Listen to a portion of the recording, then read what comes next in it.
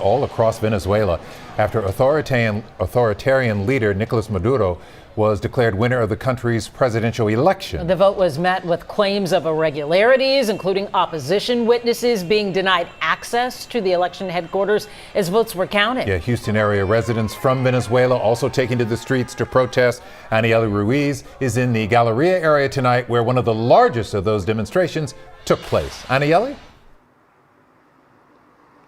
Well, that's right. Protesters left not too long ago, but experts we spoke with, they tell us that if Nicolas Maduro stays in power, this could affect major cities like, of course, Houston, Chicago, and New York, and we could see more migrants.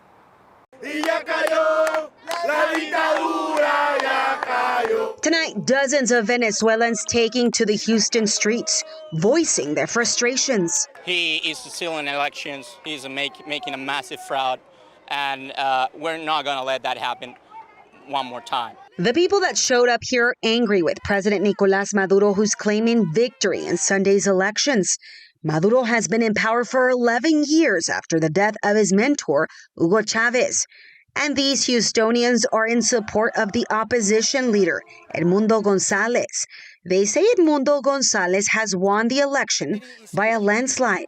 The reality is here. Edmundo Gonzalez Urrutia get more than 70% of the total votes. Political science professor Mark Jones with Rice University's Baker Institute says the Maduro administration realized very quickly that it was losing the election. It shut down the counting process and then declared victory. And he says Maduro was quickly supported by his allies like China, Russia, and Iran, making it challenging for the U.S. to step in. It's going to be pretty tough for the United States to do anything other than soft pressure to remove Maduro. And the United States has been engaged in soft pressure trying to remove Chavez and then Maduro for some time, and it hasn't been very successful. Jones says if Maduro's socialist government remains in power, this ultimately affects our border. One impact of all of this is I think we'll see more migration by Venezuelans to the United States and throughout the rest of Latin America.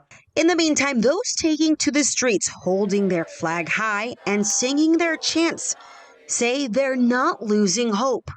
They want to stay and remain in power forever. And the people are fed up, and they said, no más, no more. The nation is already woken up. And again, many of the Houstonians we spoke with today say they will continue to hold protests here and in other areas throughout our city. They hope this brings awareness and support for what's happening in their country. Reporting live, Anieli Ruiz, KHOU 11 News. Making their voices heard thousands of miles away. Anieli Ruiz tonight. Thank you.